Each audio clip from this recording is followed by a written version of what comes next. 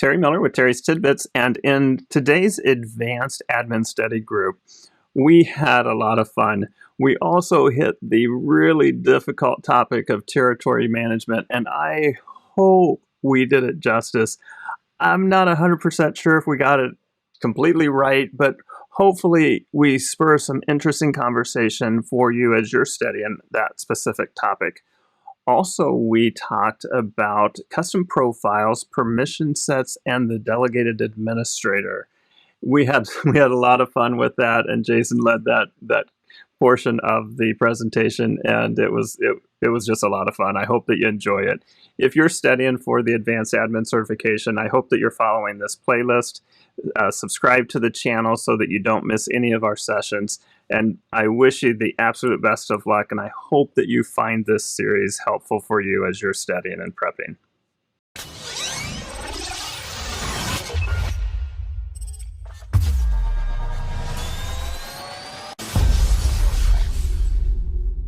All right, welcome everybody. This is our third session for the Advanced Admin Study Group.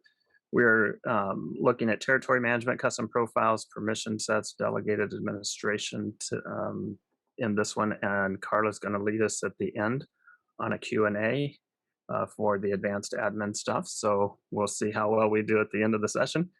And with that, I'm going to stop sharing, and let's see, George, you're first, I think, right? Greg, sorry. Yeah, no, either one. I probably just scared George to death. He did too well last time. I don't think he's worried.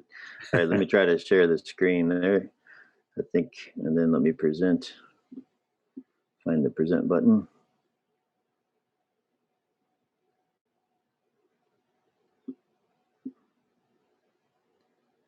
All right, is it loading for everybody? Looks good. I'm going to have to shrink the photos of us all. I can't see my screen. Okay, so one of the struggles I had right away was the scope. You had told me to describe capabilities and implications of sharing models, not necessarily how to create it, set it up, and do all this other stuff. So there's a couple of slides at the end to fill that in if we have time. But I'm going to try to focus on especially the security implications.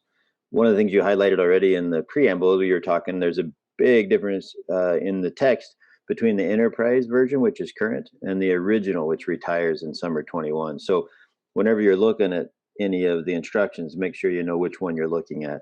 The good news is the enterprise more or less adds on to the original, doesn't really take away a bunch, but there is some migration implications that you'll need to be worried about. And I did these three little badges down here in preparation. They're decent. So if you're into that, there's some good ones out there to look at.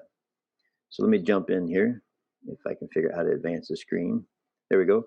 I got this from the Sharing Architecture Guide. I just thought it was a good view of what we're talking about. And you can see, like we've already talked, precision starts at the bottom, wider access as we go up. And the territory hierarchy access is at the top. It's the widest and most forgiving of what we're talking about. So, and it's not the same thing as sharing rules, which I'll explain. So security and access, the enterprise territory management, I should have put enterprise in there to keep it clear. It's basically a sharing system, as one of the books called it. Access to accounts based on criteria, and these quite broad. You can do zip codes, industry, revenue. Most often it's going to be geography or maybe client size, number of employees, that kind of things, to group accounts and basically have reps assigned to those groups. So you can test it before you activate it, but once you activate, you can't do much with it. You'll have to archive it and activate a new one. So they're very restrictive once it's activated. So make sure you test it and you know what you're doing. But think of it as a special purpose group. And once items are assigned, its access is very similar to roles. Two different things. We've talked about roles before, but territories have roles also, and it gets a little confusing. So, and once you've created it, it's there's a button for hierarchy, and that's what you'll need to look for to make changes or make your settings. So this is the screen where it all kind of starts. Like I said, I'm trying to be careful about the scope, but you do need to enable enterprise territory management. So you go to setup, search for territories. Those are your three main things right there: the territory models, territory settings, territory types. Types confuse me for a while. Don't worry about that. That's just a grouping. It's just a tool to group territories if you have a bunch. of different territories that you defined. The important part here is on these default access levels. They have a big implication on how accounts are going to be shared and what people can do with them. And I didn't change these. These are the ones that come out of the box, but you'll have to make some choices. If you want people to be able to edit or transfer or delete, that's the big ones that you can see under account access. And these is, like I said, these are out of the box. So this is what becomes important here in just a second. Now, sharing rules considerations, I wanted to focus on that a little bit. There's a note, by the way, every slide has a reference link at the bottom of where the information came from. So there's a note in there that regardless of your sharing rules, at a minimum, they can view the accounts in the territory. So if they've been granted access to view or edit the contacts, opportunities associated with those accounts. So if you have sharing rules turned off, they can still view it if you're using territory management. Now, account territory sharing rules, in bold there, is actually not available for enterprise territory management. So I could see that as a confusing question on the test. Technically, they do not have sharing rules, and the original territory management did. That's the big difference. So in the old one, you had sharing rules. You could share with users or groups. You cannot with enterprise territory management.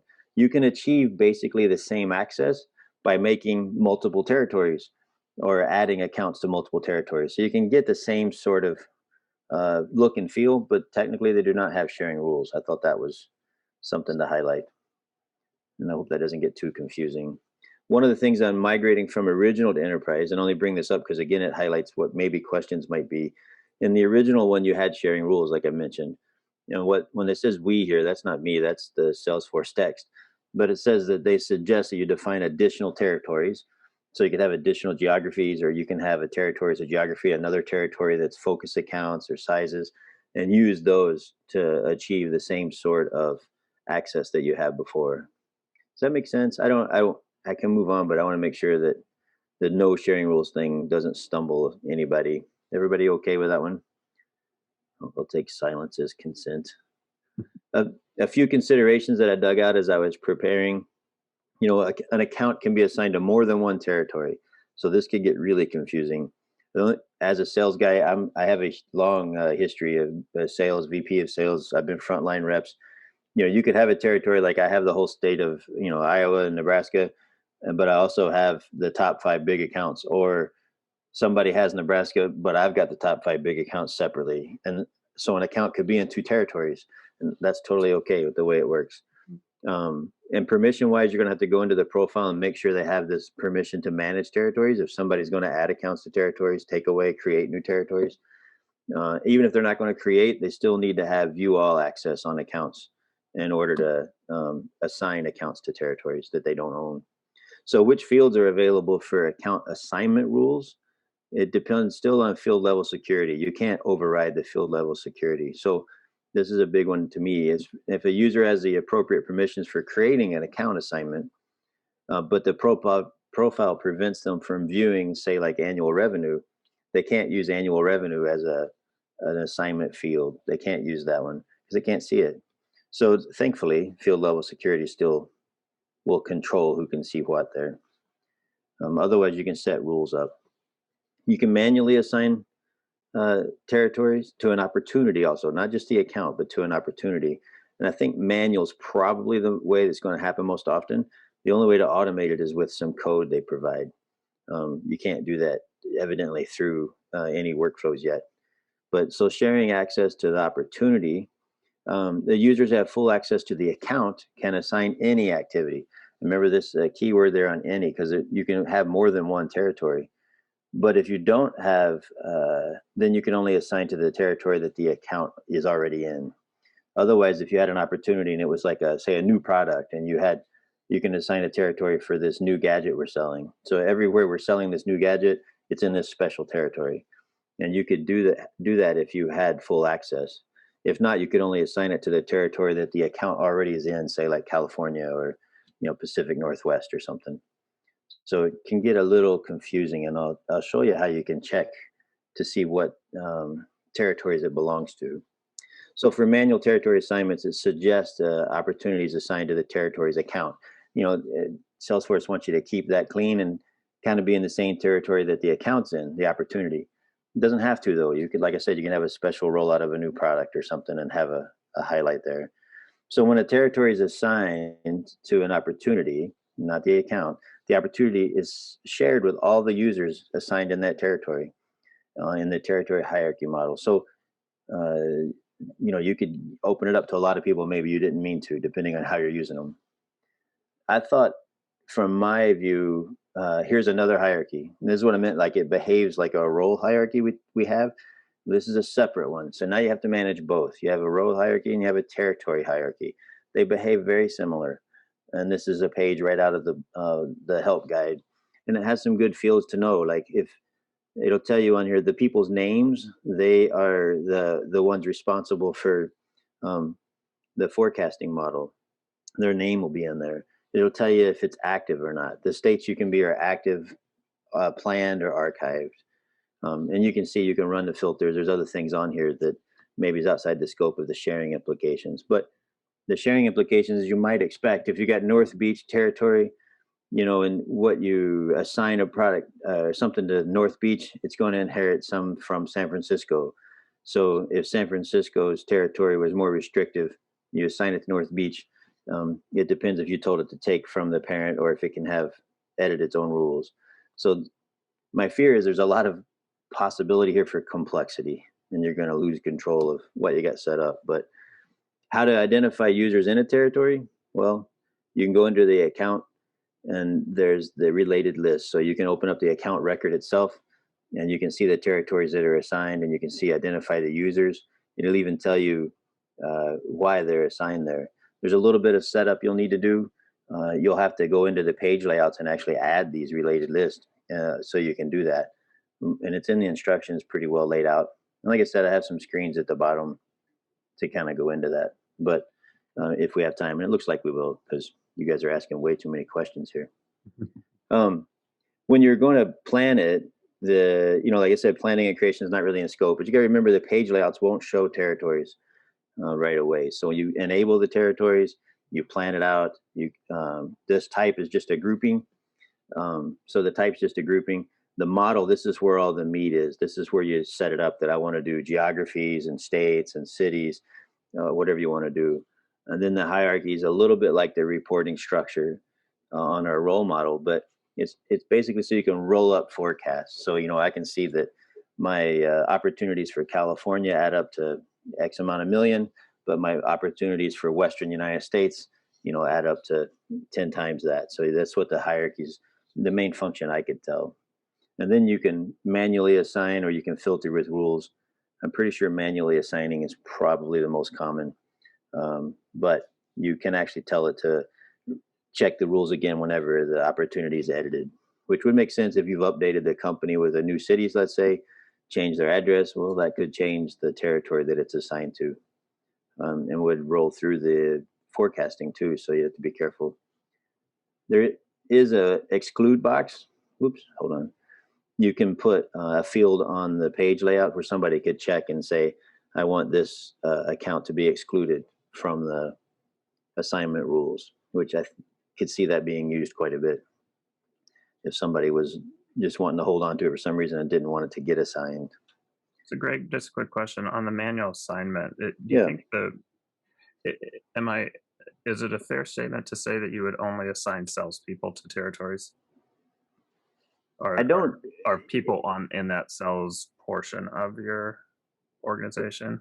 Yeah, that's a good point. I mean, in my past history, like with IBM or Lenovo, you have engineers have territories, salespeople have territories. Right. They're not usually the same.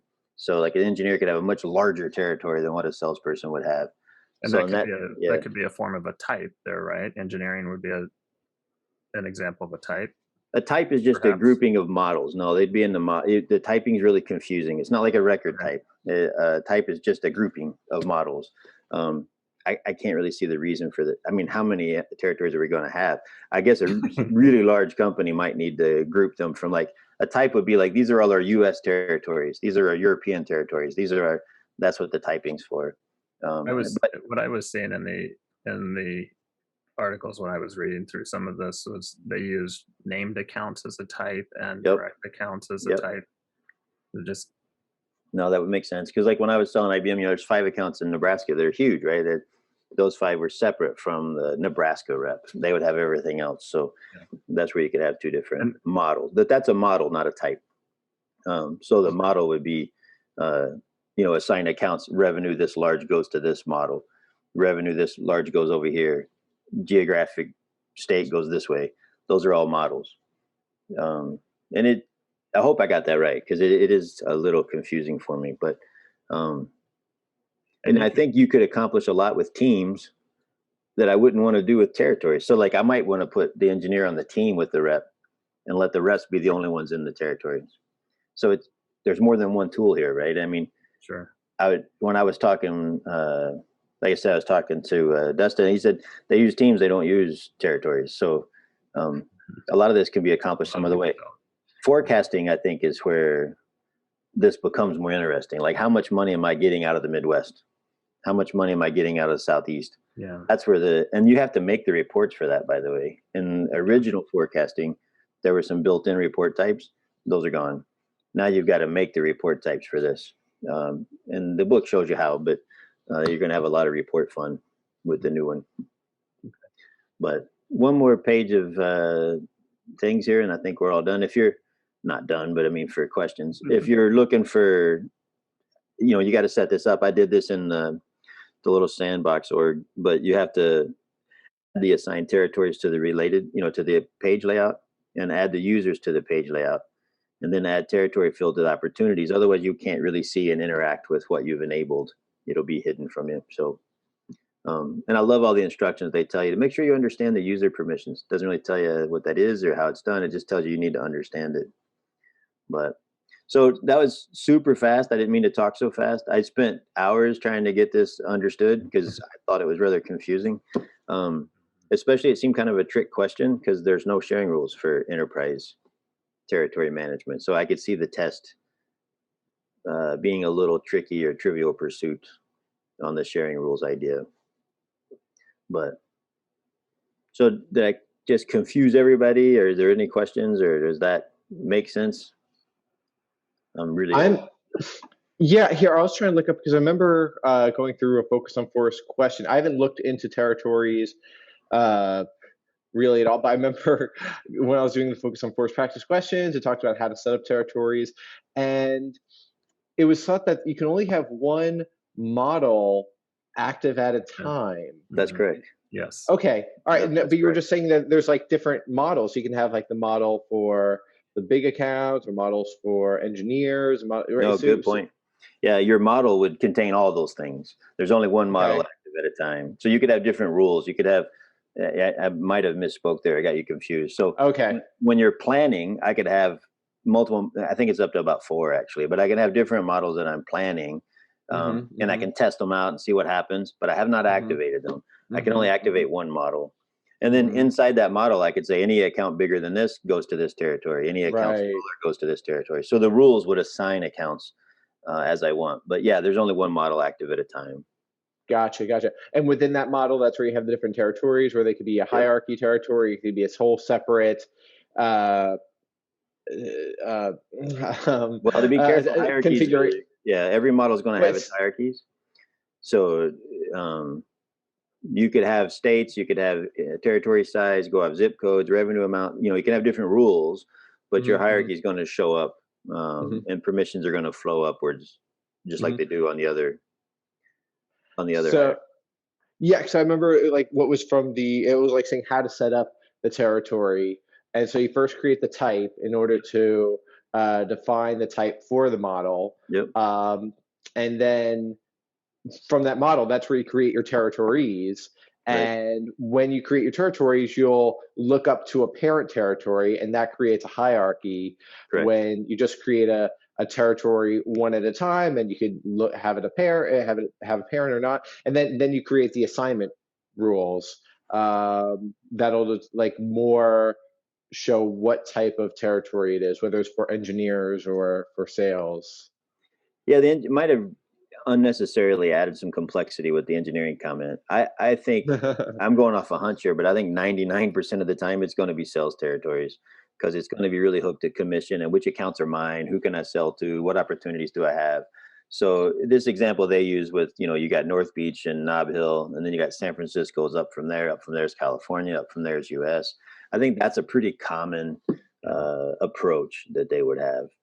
And then I would use teams for the engineering question. I would just get crazy. Yeah, teams would work if the engineers are assigned specifically to a sales rep. That would work. Yeah. All right. Well, then the example you brought up with like the Nebraska accounts, how if there's like some specific accounts you want excluded from that territory because they're just so large, they set off the proportions. So you can create different rules for those, and they have their own separate hierarchy, possibly they're apart from the hierarchy. They're apart from Nebraska. No, they're apart from. They'd still be in the hierarchy, but like in that screen example where what I would do in that case, I would have large accounts Nebraska. It would be my lowest level. And then I would have small to medium accounts Nebraska. It would be at an equal level with large accounts. And then they both would feed up to the geography of Nebraska. And then they both would feed up to the Midwest. I thought I'd just show you real quick when I was playing with it. I created territory types of direct account, named accounts, and an overlay. I don't know what that is, but that's what Salesforce called it.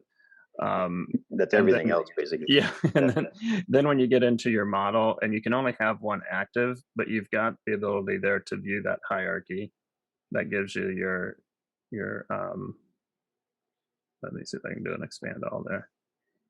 And then you've got your rules that determine which accounts fall into those. And Greg, correct me if I get any of this wrong. I don't know if you're wrong, but it does make me question one of your comments that I can only have one active model at a time. It doesn't matter if it's so you created multiple types, but I could only have one model from any of those types be active at the same time. Yeah, and so when I look at any of these specific models, it's tied to a type here. Yep. And from what I could tell, it said typing was only a grouping. Okay. And another thing, that's probably a fair way to look at it. It's just a tag, basically, how to group them. But it is required. Yes, it is. And it gets confusing. At first, I couldn't realize why it was required. I kept thinking record type, like it was forcing me to think a different type of data. It's not. It's just a tag. Yeah. The other thing that was in the instructions that I didn't bring up was priority. Priority is also almost useless. It's just a sort order, basically. Like when I go to my pick list or whatever, the priority is going to be the one it suggests first. It doesn't really do much else. Yeah. Yeah. It really is built for extremely large accounts with all kinds of worldwide territories and complexities. So it doesn't take long to go in and model this out if you follow the instructions. And I'm guessing, Greg, you've got those in your PowerPoint, the links to get there. And the links, certainly. Yeah, there's the enterprise guide. And I would recommend you go do that just to kind of get familiar with the way that this is set up, because it is a topic that almost none of us have to deal with very often. I think in my 13 years, I dealt with territory management twice. And then it was the early version, not the new one. Yeah. And I'm not sure, can you do roll-up forecast and all that without territories? Or are those two connected?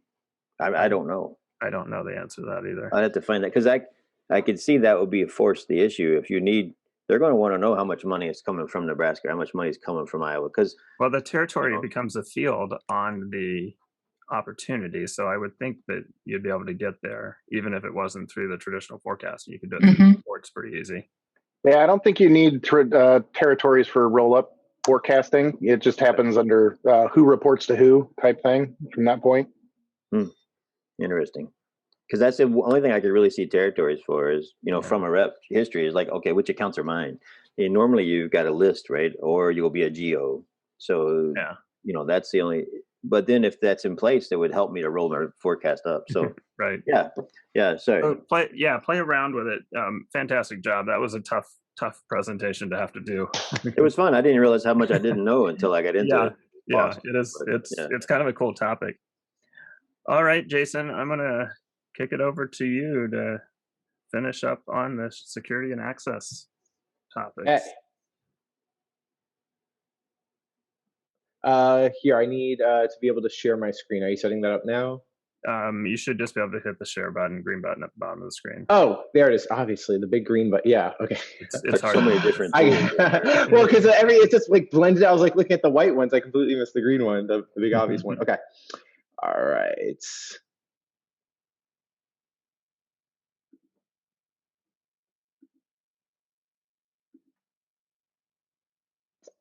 Okay. All right. Is everyone seeing my screen? Yes. Fantastic. Okay. Welcome to Security and Access, where we will compare and contrast the capabilities of custom profiles, permission sets, and delegated administration. The first two are pretty much from the admin certification area. So I'm going to make it try to see what we already know. So over here, we're going to play a game called Custom Profiles, Permission Sets, and/or Delegated Administration. So I'm going to say a feature and shout out whether that falls under something that's for custom profiles, permission sets, and/or delegated administration. So the first feature, to grant permissions that are not part of our standard profile, permission sets. Okay, does anyone challenge or confirm that? I confirm. Confirm. Okay, here we go. We got a secondary. Oh, it's actually okay. So permission sets. Was that a trick question? Yeah, I mean, all right. So I got this from Focus on Force actually. So they are tricky. So yeah, it's a grant permissions not part of a standard profile. So it's not saying to a specific group. Like a subgroup, that's what permission sets will be for. Like, oh, I don't want the whole profile to get these permissions. It's just to grant permissions, not part of a standard profile. You need to create a new custom profile for that. So, as well as delegated administration. That's not even in a profile permission set. That's where you can do really special magical stuff with delegated admin. So, grant permissions, not part of a standard profile. All right, here we go. Come on, put your quiz hats on. Put your critical thinking quiz hats on. Here we go. Number 2, increase security above the standard profile. So this one is where you were thinking before, just above the standard profile. You can do it with custom, I suppose, and delegated admin. I'd say permission sets and custom profiles. I'm going to say it's just custom profiles because increased security means you're taking away privileges. So a permission set can only give you additional privileges. Right. So that wouldn't work. And then delegated administration, again, you're giving permissions. But with a custom profile, you can configure it how you want. And okay, you are limited on your login hours, right? So I'm going to go with custom profiles. Wow. Okay. To be honest, I forgot the answer, and that sounds good to me. All right. You're convincing, if nothing else. Yeah. Changing my answer to his. Yeah. Yes. Correct. A correct increased security. Bam. Very good. Look at that explanation. That was great. Okay. All right. Numero 3. Administer a group of users within a role hierarchy. Administer a group of users within a role hierarchy. Delegated. Yeah, that's keyword administer. And now you know how you assign them too, by to people administer within a role hierarchy. Number 4, define which objects users have visibility to and can edit. Custom profiles and permission sets. Agree. Okay. Correct. Define the page layout users assign to, wait, I think I did a typo here. Okay. Define the page layouts assigned to users. That's a typo, sorry. Custom profiles. Someone confirm or challenge? Confirm. Confirm. Correct, just the custom profiles. You cannot assign them to permission sets. Allow a subset of users to view all data in the organization for compliance purposes.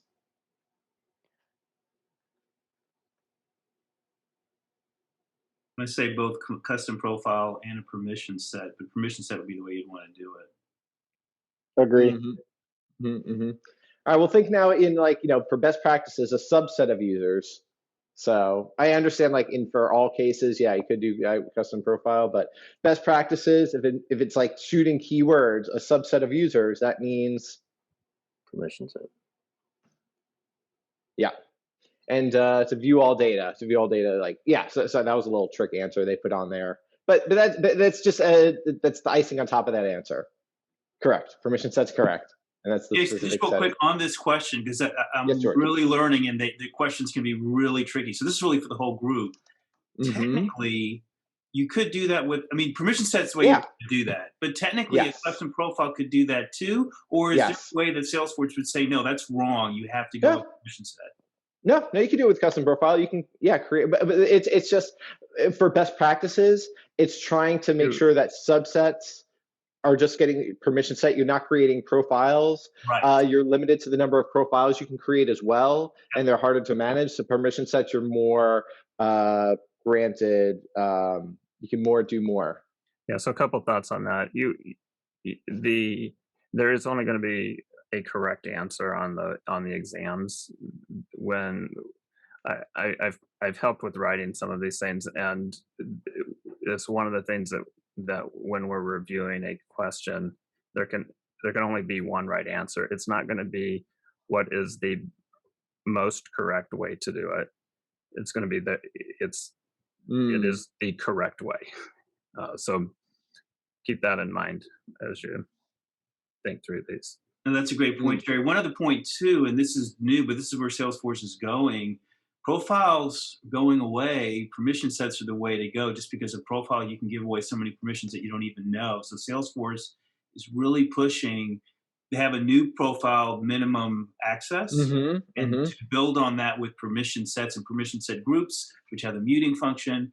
So I don't know if we're going to see that on the test yet, but that is the direction that Salesforce is going. So maybe that is on the test. I don't know how current the tests are.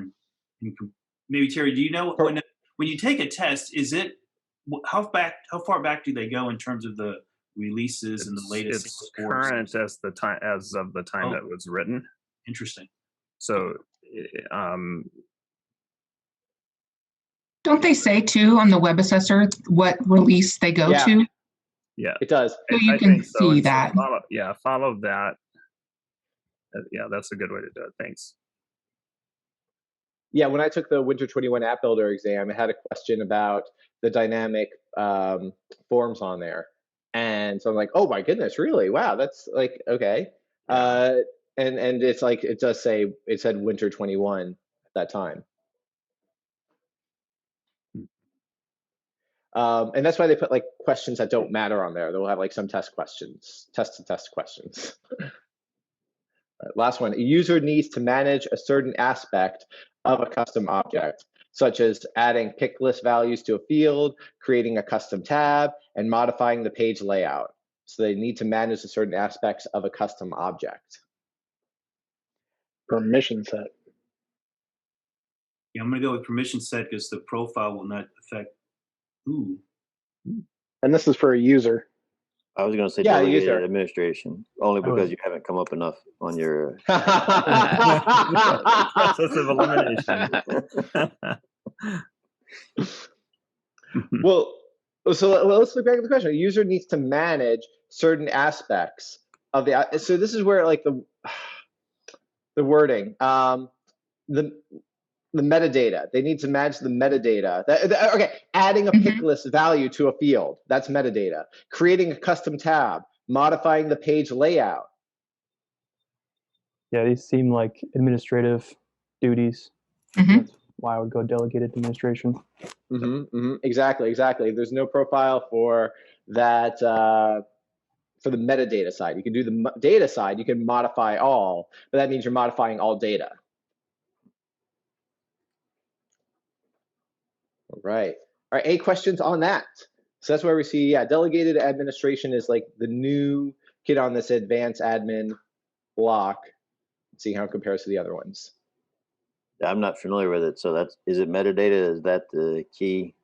Yeah. Okay. Exactly. It could pretty much do all things for, we'll go into it, but it could pretty much do all for custom objects. So you could be a delegated admin for a custom object, and you can do all of these things. You cannot, well, I'll show you on the slide what you can't do, but you can do mostly all, except for like object relationships and something else. We'll see. I remember you can't set object relationships for it. Okay, here. So standard profiles, let's review the standard in order to go into custom profiles. Just a quick review of the standard profiles. Over here, we have, these are 7 different types of standard profiles. We have our on the bottom. I don't know if you could see, or this slide. Oh, there we go. I won't move my mouse. So we have like our word bank on the bottom. This is the word bank. We have to do matching. So for number 1, which of these profiles from the bottom goes to the profile number 1? Which profile can create, read, edit, and delete for most objects? Run reports, view org setup, view but not manage campaigns, and create but not review solutions.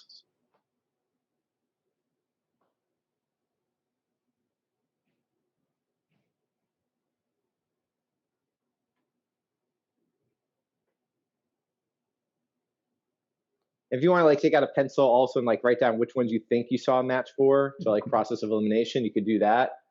This way it'll go faster as we get along.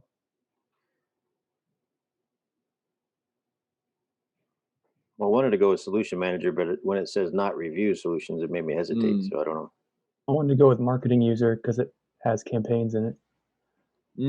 But again, you can't manage them, so that's why I was. Yeah, I don't know. I'd almost lean Not towards managed. contract manager at that point. Thinking standard user maybe. I mean, I confirm. Standard user. So there you go. So that's the standard user profile. You can do the creds for most objects. You can run reports, view org setup. You can view but not manage campaigns, and create but not review solutions. So you can create a solution, but you're not the one to screen them for submission. All right, number 2, view but not edit records. Run reports, view organization setup. View but not edit. As Read only. Read only. Right. Very good. Yeah. Very good. You are readers and leaders. Very good. Least privilege access. With access activities, chatter, internal user, lightning console user, and view help link permissions. Obviously, minimum sysadmin. minimum Very good. Salesforce. Very good. You are synonym winners. Very good. Standard user plus import leads. Manage campaigns. Create email templates. Manage public documents. Marketing user. Correct. Standard user plus review and publish solutions. Solution manager. Yes. Standard user plus manage contracts. Contract manager. I'm just going to save my breath. The last one, yeah. System administrator. So that's to be able to access all functionality that doesn't require an additional license. Configure and customize the application. Metadata. Can view and modify all data, which overrides all sharing rules. So you can view and modify all, as well as customize the application. Metadata. All right, any questions about this? This is just standard profiles to know what you're starting out with. And then for custom profiles, you're going to clone a profile you already have. So you're going to clone a standard profile or clone a custom profile in order for a custom profile to be born. Oh, and I gave away an answer later because now I'm going to talk about custom profiles and question forms because we already went over these in an admin exam. Can you create unlimited custom profiles? Kind of gave away this answer earlier. nope. Correct. That's why you want permission sets. You can't do unlimited permission sets, but you can do more. So the professional edition can only create 2. Enterprise, performance unlimited, developer editions can create up to 1,500, but those are the only profile. Those are the only editions. So I don't think it's so important to memorize what editions can have, but just know that some editions do not even allow custom profiles. So there's some very limited editions of Salesforce. I think that's right. I don't know. Is professional edition the most No, there's also what's it called? There is this more. Is the lease, you get 10 licenses with Essentials. Essentials, that's the name of it. Yeah, so Essentials, you get 10 licenses and you can't create custom profiles. Yeah, your access to fields just is based off of the field being on a page layout. If you would like to have the so 1500 is what's set there, but you can create more. All right, so I guess this was a trick question. So I guess you can create unlimited if you always ask Salesforce, give them more money. Where do custom profiles come from? So this all standard or can you make them from scratch? I don't know. Other than you had to clone. Well, yeah, the clone, exactly. They're always cloned. So from an existing profile, so standard or custom. But the trick keyword is clone. Exactly. You don't make them from scratch. You have to clone them. Clone from something. So that's where custom profiles come from. They're cloned. What option ensures that only permissions accessible to your org are enabled when you clone profiles? It's really weird. It's like Jeopardy right now, this question. It's a really wordy answer. But I don't know if anyone knows this key feature. I was just trying to figure a way to, but okay. This is an option called restricted profile cloning. Restricted profile cloning is a feature that when enabled, you clone a permission and it ensures that only permissions accessible to your org are enabled. So it's an option just to make sure you're have a more specific profile created when you clone, and that's called restricted profile cloning. So in case you see a question about restricted profile cloning, what that is, it more makes your clone profile fit for your permissions that are accessible to your org. And that's the last one. Oh, here we go. Oh, new winter 21. What is the profile filter option?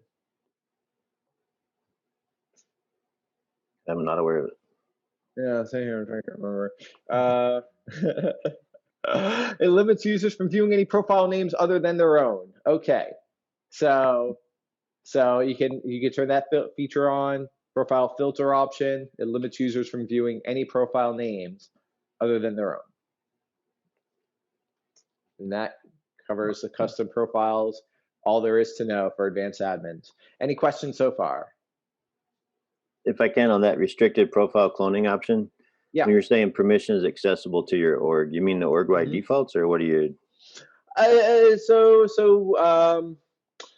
For instance, if you don't have marketing or like solutions, I guess if you don't have a solution. So you don't have Sales Cloud, you're in Service Cloud only. Yeah. There we go. It's like the different cloud access that you can have, like Financial Services Cloud. Gotcha. They have a FSC permission. So you could enable a lot of permissions in your profile that are useless then? Is that what you're? Because I mean, if you start clicking stuff for Financial Cloud, you don't have Financial Cloud. That doesn't make, I don't know, maybe I'm overthinking this. But I don't think you can. Is that right? So you have to have a license for those specialty clouds? They're like specialty licenses, yeah. That's when you'll see those options available to you? Yeah, yep. So when that's like granted to your org, you go through the buying process, it's like permission to your org, then they show up. Yeah, and when you go into those permission sets, all you see is financial services related items, if I'm remembering that right. Does that sound? I don't know that. I'm pretty sure that is correct. Because I'd never heard of restricted profile cloning. So if that's what that means. You probably just made it up. I do know that's true when you go into your specialty clouds, that it will create specific permission sets. Those permission sets are limited to just that cloud. I'm pretty comfortable with that's a true statement. Mm-hmm, mm-hmm. But now I'm totally confused because what are you restricting if Salesforce is not going to give you a permission set that you don't have in your org? Then what is a restricted profile cloning preventing you from accidentally cloning that's a permission that you don't have when you wouldn't have it to begin with. I'll do some research on this on my own, but I had the same problems. I was like, well, what's the point of it then? Yeah. I think it, like, if you had financial cloud, it's restricting you to financial cloud, but I don't know. I'll have to look in it some more. But thanks, Jason, for bringing this up. That's a great test. So that's great. You taught me something I didn't know. Thank you. I've never heard of restricted profile cloning.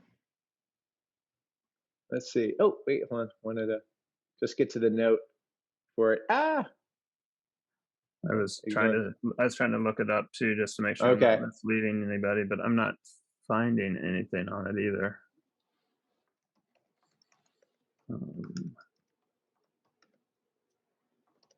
And the other thing, I kind of wondered if it was referring to restrictions based off of the license type that you're assigning to it, because you can assign it. That makes sense. A platform license or to a Salesforce license or. Well, your profiles have to be specific. Yeah. When you do that, it definitely limits what you can see. Yes. Okay. All right. Here's the example. Let's say that you previously enabled quotes in your org. So the standard user profile has access to the feature. So if you previously enabled quotes in your org, if you disable quotes, then object permissions related to that feature, such as quotes, products, and price books, are no longer accessible from the standard user profile. If you clone the standard user profile and enable quotes again, both the standard user profile and the cloned profile have the relevant permissions enabled. So there you go. So if you had something previously enabled. That makes sense. Okay. Cool. Good job. All right. Yeah, that was helpful. All right. Well done. Thank you. Thank you. Look at that. Something new from something old. Okay. All right. All right. Now permission sets. Let's see what we can learn from this. What do permission sets do? All right. We kind of already talked about that in the quiz part. They said, oh, well, there's a bit more. So they can only expand access and permissions beyond. So they can only giveth, but not taketh away. So that's the permission set. All users have one and only one profile, but there are no restrictions to the number of permission sets per user. So a user can have 0 permission sets, or they can have as many permission sets as you have. They can have them all. So that's where you can be able to give a subset of users a permission set, or if you don't want to create any more profiles. That's the key extra statement for that statement. Are you downstairs? I am actually. Right. Okay. Here's a good question. Permission sets are assigned by which? Users, profiles, roles, groups, territories, and/or teams. So how do you assign permission sets? Do you assign it to groups, roles, territories? If you want to give a permission, users for sure, but I don't know about other things. Yeah, that's Jason, we're down to about 10 minutes left too. So okay. All right. So user, period. That's it. What is a permission set group? A collection of permission sets. Correct. There we go. Group or collection, whatever synonym you prefer. To more easily manage user assignments. So if you create a bunch of permission sets, want to group it together, you bundle it. And what is muting? What is a muting permission set? Within one permission set, which can have multiple. Within one permission set group, which can have multiple permissions. Bingo. You can have one and only one muting, which can mute one or more permissions within the permission set group. Exactly. So once you have a permission set group, you might want to take away some permissions in that permission set group, and that's where you use the muting permission set within a permission set group. Correct. That's the key. It's just within groups. Very good. So example, to disable permissions in a permission set group from a managed package. For instance, managed package has a group, perhaps. There you go. Disable some of that. Any questions on permission sets? Okay, delegated administration. Here we go. Delegated administration groups are assigned by what? Do you assign it to users, profiles? So who do you want to become a delegated administrator? How do you select that? User. Correct. I didn't put a period there. That's bad grammar. Correct. Delegated administration groups define manage people by. So once we know we have our delegated administrator, we want Terry to be the delegated administrator, or me, in this case, if this is his tidbits and I'm the bit. Who do I manage? How do I control the people that I manage? How are those assigned?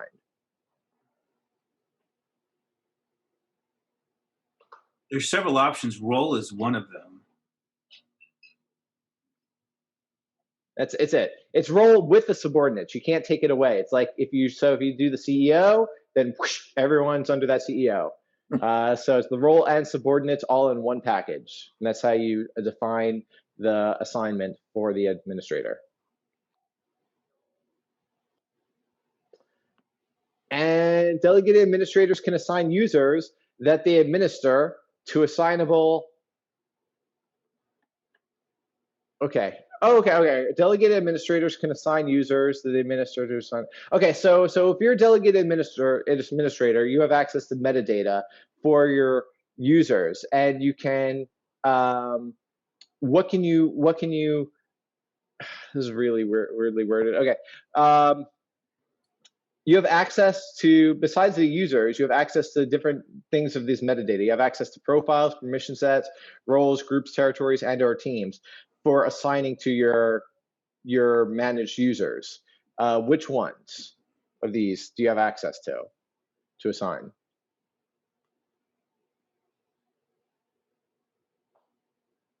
I can only guess. Sorry. Yeah. Wasn't the group, territories, and teams, but that's just a guess. I'd say territories and teams. It's everything but that. Thanks for making me feel good today. I did, yeah, because learning, knowledge is power. There you go. So profiles, permission sets, and public groups, and the default account and opportunity team. So you can do the default account and opportunity team. You can assign them to. So you can do teams with that, and public groups, but not territories. You can't assign them to territories. And profiles, permission sets. So you choose what profiles and what permission sets you want the delegated administrator to manage, and that's where they can assign them to. And this last part, so, and then when you can control custom objects, so you can assign custom objects to a delegated administrator, and they can do almost everything, but they cannot create or modify objects relationships or org-wide defaults. So those are the two things they cannot do. So they can't choose the org-wide default sharing rules, and they can't control relationships to other objects. But they can do everything else, like we saw in that first slide quiz. They can create a tab, modify a page layout, add a pick list value to a field. And that is the basics of delegated administration. Any questions about this page? It's not too, it's like a one-page help doc, delegated administration, so it's not too much more to like look into that on your own and play around with. Oh, okay. And here, what can delegated administrators do to users within their domain? So if once you have users, what can they do? Can they create users, edit users, log in as the users, unlock users, reset passwords, set quotas, assign users to a public group, assign users to a role they manage? How much time do I have, Terry? Sorry. None. Oh shit. Okay, they can do it all. Sorry for the seal approval. They can do it all, and that's all. Any questions? Oh, thanks. All I right. learned a few things. Okay. All right. Oh, very Thank you, good. everyone. You've been a good audience. And, yeah, fantastic. Great job, Jason. Nice job, Jason. That was awesome. And the way you did that kind of supported the whole Q&A piece that we were going to do at the end anyways. Yep. So that's all good. I am going to share my screen real quick though, and show you how we were going to do the Q&As piece. If you I've got to get stuff out of the way here. Sorry. If you go to Terry's Tidbits, I have a practice exam out there, and practice exams is right up here at the top of the menu, and there's this blue button here that you can click to launch practice exams. There's questions out here for Platform App Builder, the Salesforce certification, and now the Advanced Admin. Did you click the button? Oh, did I share it? Did it not share? I'm still seeing, I don't know if anybody else is still seeing it, but I'm just seeing your homepage, I think. That means it is not up. Yeah, for earlier when he was sharing his screen too, it was only showing parts of. I thought so, yeah. You want to share it real quick? Do you still have it up? I have the first question up. Hold on, I can do it though, yeah. It's pretty straightforward. If you go there and click on practice exams, just for the sake of time, choose the Salesforce administrator. The security and access are the only questions that I have defined at this point. Okay, which screen are you seeing? I see Tidbits. Okay, good. It's like, oh gosh, I can't tell what you're seeing. And here, and, yeah, you see this? Click on that. Click the launch button at the top. You'll be asked which exam you want to use. I think I've got 15, maybe 14 questions out there for the access and security. Just walk through that. You do have to put your email address in. That just lets me know that you've been there before, and so you can retake it. If you retake an exam, it will compare your previous time with the current. And it will then bring up your questions for you. You can select your answers there. You have the ability to do a review if you get the answer wrong. So just select something wrong and No, I didn't even read it, so I don't know. Yeah, go next, and it will tell you whether or not you've got it right or wrong. And it will give you the links, the study resources down there at the bottom to go study that question so that you can identify what you need to go work on. At the end of that, it will also tell you what your weighted score is. Now, I'm not sure how accurate the weighted score is going to be with it all being security right now, but we'll continue to build that out as we go through our time together. So you can leverage that as you wish. And Harry? Yes. Not that there's going to be any, but sometimes there's typos. Do you want us to report those typos? Yeah, and if you disagree with one, there's one out there that I'm not 100% sure on territory management if I got it right. There's a dispute thing, checkbox there. Click the dispute and tell me if you think it's wrong and why. And that way we can get those fixed.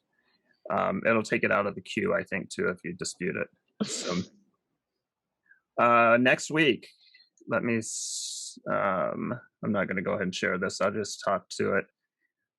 Next week, we are moving past security and access, and we are going to hit extending custom objects and applications, which is 8% of the exam. And Jude, who was not able to join us today, has that topic. And Kumar, I don't know, are you on?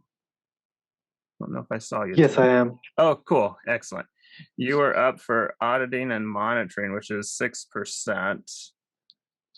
And then we'll have another Q&A with Carla and I if we have time to hit that at the end of our session next week. So any questions on those two topics?